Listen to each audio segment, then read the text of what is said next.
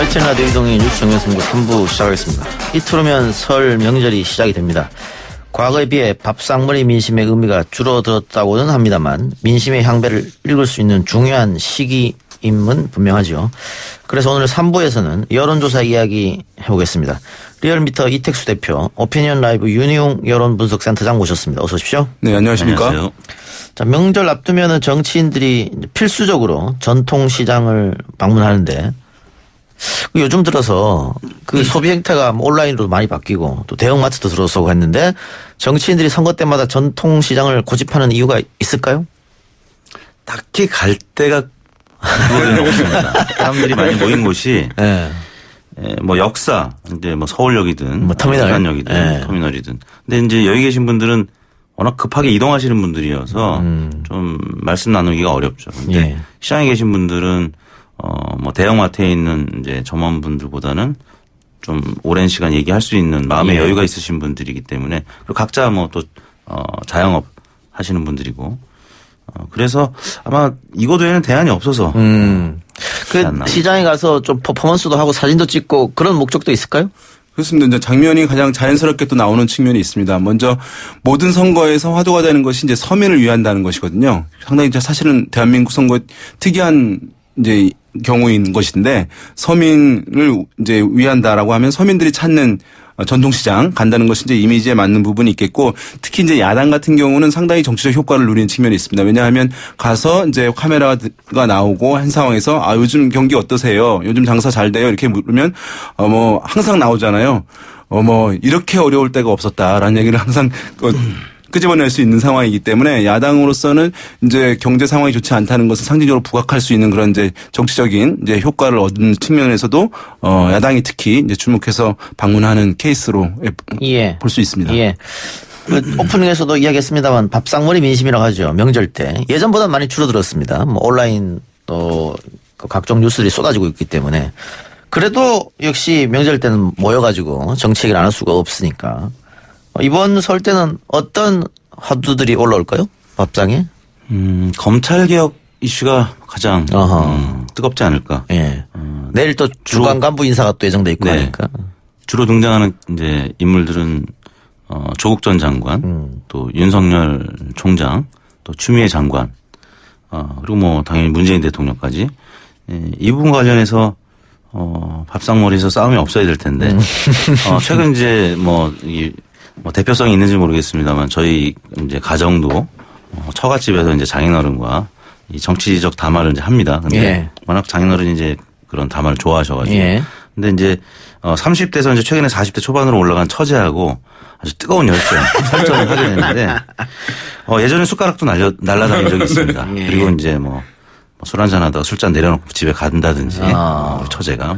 근데 최근 들어서는 말씀하신 대로 좀 그게 소강 상태였어요. 서로 조심하고 그러다가 제가 봤을 때는 이번 설 때는 조국 전 장관 사태로 인해서 뜨거운 설전이 아마 예. 있지 않을까. 그러니까 지난번 이제 탄핵 국면 이후에 탄핵 이제 있고 나서 명절 같은 경우에 어르신들이 좀 조용히 있으시는 분위기들이 많았다고 합니다. 예, 왜냐하면 어쨌든 뭐 이제 지지하는 곳이 어쨌든 탄핵을 받았을 경우에 만약에 이제 보수 성향이라고 하신다면 그래서 이제 좀 침묵하시고 특히 얘기들이 이제 활발하게 이루어지지 않았을 텐데 지금 같은 경우는 이제 말씀하신 대로 어쨌든 다시 이제 보수가 통합 논의를 이제 하고 있는 상황에서 이제 보수 성향을 가지고 계시는 어르신들이 최근보다는 그 이전처럼 이제 말씀을 좀 많이 하실 어떤 조건들이 형성된 측면이 있기 때문에 아마 뭐 최근 명절들 치고 비교해 봤을 때는 이번 명절에 좀 이렇게 정치적 논의가 많이 있지 않을까 예상해 볼 수 있겠습니다. 예, 근데 이택수 대표가 이야기했던 이슈들은 여권에 불리한 이슈들 아닙니까? 여권에 분리할 수 있는데요. 그렇다고 그 분리의 정도가 크다고 할 수는 없을 것 같습니다. 최근 이제 여론조사 결과를 보면은 사실 이런 논란이 있을 때 민주당 지지율이나 대통령 지지율이 조금 빠지는 거는 사실인데 예. 또 추미애 장관의 또 한마디가 또 덧붙여지면 또 지지층이 결집하고 빠졌다가 다시 반등하고 빠졌다가 반등하는 이런 모습이 있었기 때문에 반드시 불리하다 이렇게는 단언할 수는 없을 것 같습니다. 예. 오늘 황교안 대표가 단독 영수회담을 요구했는데 조금 시기상 뜬금없다 이런 생각도 드는데 이것도 역시 여론 형성을 위해서 그런 겁니까? 네, 일단은 이제 보수 통합 논의에서 어쨌든 보수 정당들 경쟁 구도 하에서 자유한국당이 일단 주도권을 확보하려고 하는 이제 전략적 의도도 일정 부분 담겨 있다고 할 수 있겠는데요. 영수회담을 하게 되면 여당과 또는 여권과 대통령과 맞상대가 제1야당인 한국당이다. 거기에 황교안 대표다라고 하는 이제 그 구도가 형성되고 그 부각될 수밖에 없는 것이거든요. 예. 그렇게 되면 이제 보수통합 논의 과정에서 이제 한국당 자체에 대한 대중들의 주목도 더 높아지는 것이기 때문에 다른 이제 야당들 보수 야당들 같은 경우에는 좀 위상이 그 국면에서는 또 약화될 수 있는 측면이 있거든요. 그런 부분에서 어쨌든 통합 논의에서의 주도권 확보 이런 부분과 연계돼서 아마 이런 영수대 회담을 요구한 것이라고 할 수 있을 텐데요. 그렇죠. 이제 뭐 성사 여부는 지금 상황에서는 쉽게 선거 국면이기 때문에 예. 이루어질지는 좀 의문입니다. 예. 근데 보수 통합과 관련해서 이게 쉽지는 않아 보이거든요. 그 역시 뭐 기득권을 내려놓아야 통합이 되는 거 아니냐고 하는데 지금 윤희용 센터장 말처럼 기득권을 내려놓는 것보다는 주도권을 쥐려고 하는 모습이 더 보인단 말이죠. 어떻게 두 분 생각할 때 보수 통합 어떻게 보십니까? 대통합은 좀 쉬워 보이지 않고요. 일단 소통합 정도가 가능하지 않을까. 한국당과 또 새 보수당 그리고 이제 원희룡 제주도지사처럼 이제 그 바깥에 있던 무소속 예. 합리적 보수를 그 지향하는 분들이 이제 모이는 정도.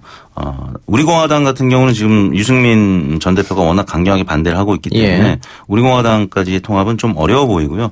그러니까 이제 이른바 빅텐트라기보다는 소통합 정도의 그 구도 속에서 총선이 치러질 가능성이 조금 더 높아 보입니다. 예. 맞습니다. 당대당 이제 통합 논의 다시 이제 재개를 했기 때문에 자유한국당과 새로운 보수당이 지금 이제 이런 국면이 있으면 이제 삐그덕할 수밖에 없는 측면이 있습니다. 과거 이제 진보 진영 같은 경우에는 이런 이제 야권 연대, 이른바 선거 연대라든가 통합 이런 것들을 학습을 많이 했고 그다음에 시민 사회 쪽의 원로들이 중재할 수 있는 권한을 가진 사람들이 존재하고 그러면서 이제 그것이 비교적 순탄하게 이루어진 데 비해서 보수에서는 이런 통합 또는 연대 논의에 대한 경험이 없어요. 그리고 그걸 중재할 수 있는 이제 권위 있는 어떤 인물이라든가 세력이 부재한 상황이기 때문에 이게 쉽게 갈 수는 없는 상황인데 지금 어쨌든 당대당 논의가 시작됐다고 하는 것은 지금 삐그덕거리는 것은 어쩔 수 없겠지만 결국에는 자유한국당과 새로운 보수당 정도는 통합 가능성이 매우 높아진 국면이 됐다고 보는 것이 합리적인 예측일 것 같습니다. 알겠습니다. 자, 행안부에서 알림고지가 왔네요.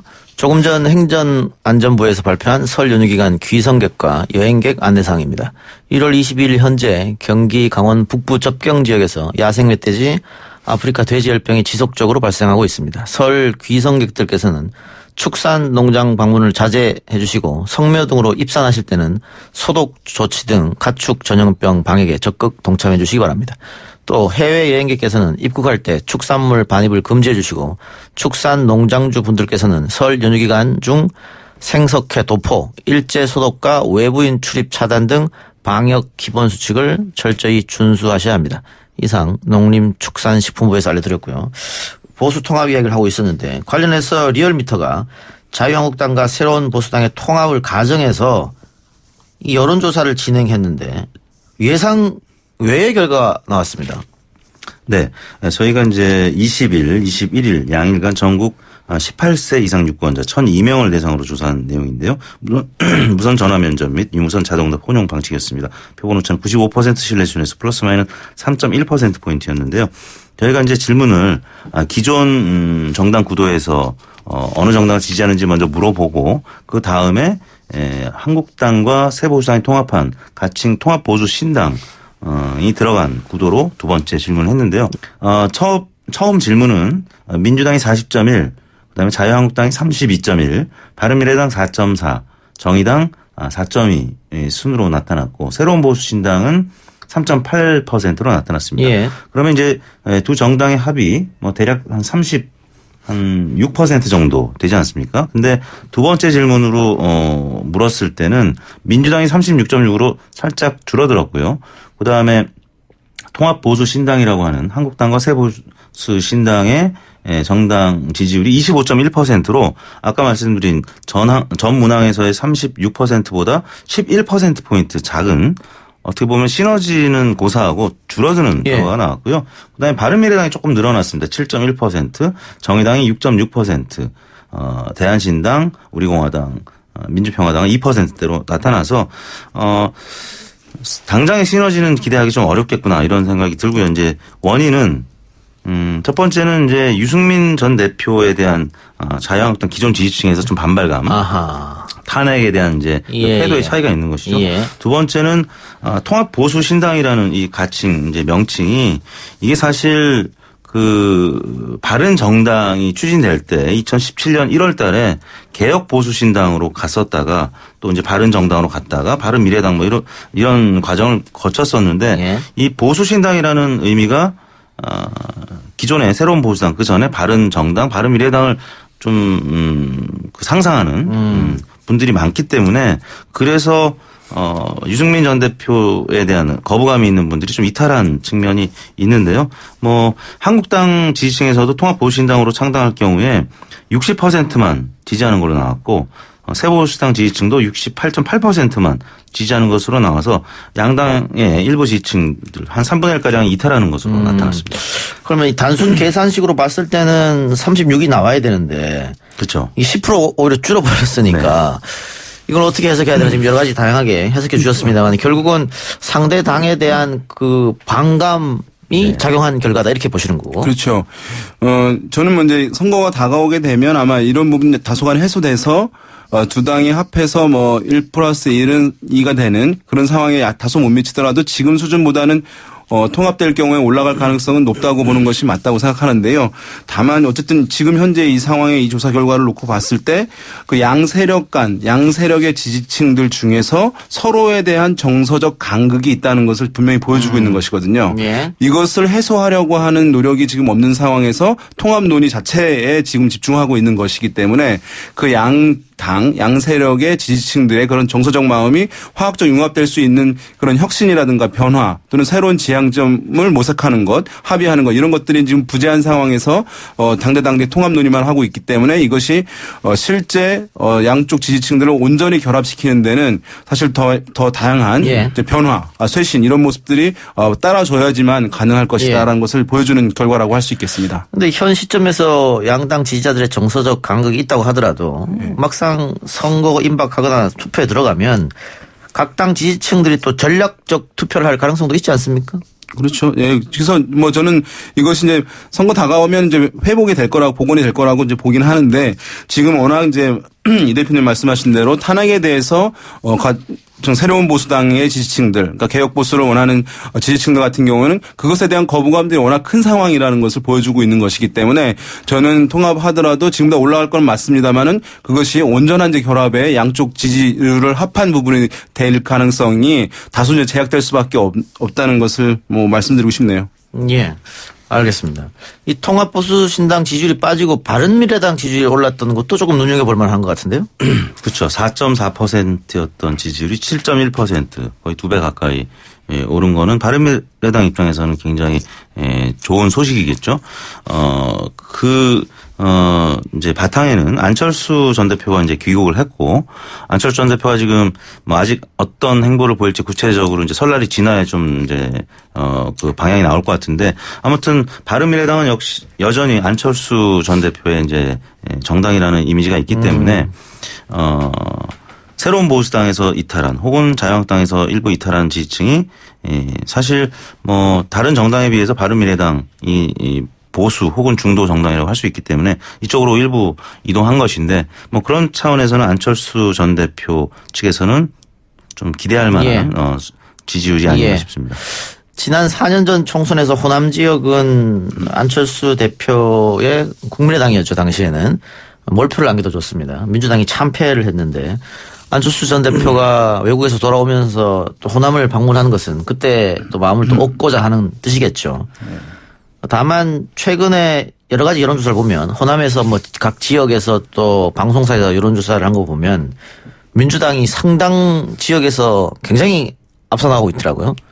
그렇죠. 그 민주당 같은 경우는 의석을 지금보다 의석이 증가할 것으로 이제 예상을 예. 하고 있다고 하잖아요. 많이 얘기 나오는데 그 이제 제1 기반이 되는 요인이 뭐냐면 호남이 28석인데 지금 뭐 재보궐선거 등에서 좀 더 당선되고 해가지고 6석을 민주당이 가지고 있어요. 그래서 어쨌든 간에 지난 총선에 비해서는 한 20석 가까이는 플러스 알파가 될 것으로 예상을 하고 있는 것 같아요. 그래서 이제 그것은 지금 호남 지역을 대상으로 한 여러 조사들에서 민주당 후보들이 다른 이제 민주평화당이나 대한신당의 후보들에 비해서 또는 다른 무소속 후보들에 비해서 이제 우세한 흐름들을 이제 많이 보여주고 이제 있는 것이 또 사실이긴 한데요. 그래서 안철수 전 대표 이제 호남에 대한 구애를 다시 이제 시작하긴 할 텐데 일부에는 이제 관심을 보일 수 있겠습니다만은 지금 이제 호남에서는 현 정부와의 친화성이 상당히 이제 강고하게 결합되어 있는 그런 상황이고 지금 대한신당이라든가 무소속에 있는 의원들 중에서도 민주당으로 이제 입당하려고 하는 흐름들도 있다는 것을 보았을 때 이번 총선에서 이제 지난번 국민의당의 호남에서의 돌풍만큼 그런 이제 바람이 불기는 상당히 좀 제약이 되는 상황일 수밖에 없다 이렇게 좀 보입니다. 예. 자, 이번 총선이 이전과 또 다른 점이 하나 있다면은 이제 야당 심판원이 나왔다는 겁니다. 또 특히 정권 심판원보다 야당 심판원이 더 많이 나와서 굉장히 이례적인 경우인데 이와 관련해서 자유한국당에서 KBS 한국리서치 여론조사가 잘못됐다 이렇게 얘기를 했는데 당시 한국리서치 조사 질문지를 보면 문재인 정부의 실정을 심판하기 위해 여당인 더불어민주당에 표를 주지 말아야 한다와 자기 반성 없이 정부의 발목만 잡는 보수 야당에게 표를 주지 말아야 한다. 이 문항을 제시했거든요. 자유한국당은 이게 문제가 있다고 지적한 것이고 두 분이 봤을 때 이 조사지 질문에 문제가 있는 것 같습니까?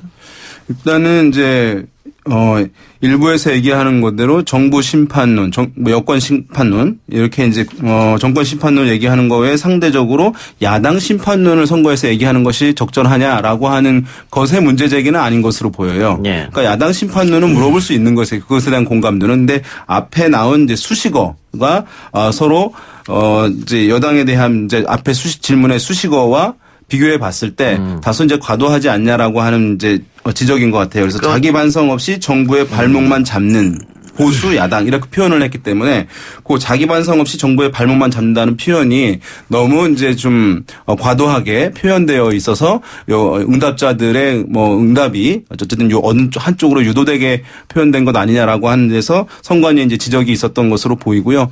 그것을 매도 야당 심판론에 대한 프라임은 여전히 이제 사실은 이번 선거에 일정 부분 통용될 가능성은 이제 있어 보이긴 합니다. 왜냐하면 한국당이 어쨌든 대중적으로 봤을 때 비토 정서 완전히 회복하지 못한 상황이기 때문에 여권으로서는 그런 이제 야당에 대한 심판, 야당이 이제 개혁을 어쨌든 제약하고 있다라고 하는 것이 오히려 이제 성과를 강조하는 것보다는 지지 기반을 확대할 수 있는 것이기 때문에 이러한 이제 쌍방 심판론 서로 양쪽이 심판론을 내세우는 쌍방 심판론이 이런 이제 지적에도 불구하고 일정 부분 통용될 가능성은 있는데 이런 조사에서는 이런 표현들은 조심할 필요는 있을 것 같습니다. 이 대표님. 사실 야당 심판론이라는 프레임은 뭐 한 10년 전에는 잘 못 봤던 것 같은데 최근 선거 들어서 이제 등장하는 메뉴죠. 사실 대통령이 취임하고 한 2, 3년 정도 지나면은 이제 회고적 투표 정부를 평가하는 그런